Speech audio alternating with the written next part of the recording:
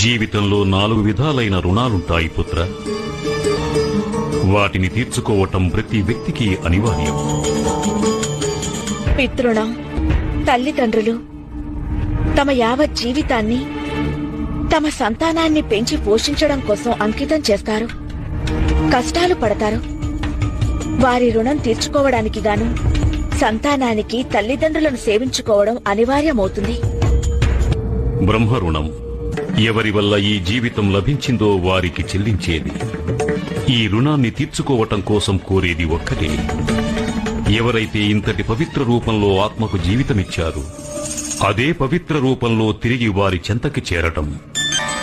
దేవరుణం దేవతలందరికీ చెల్లించేది.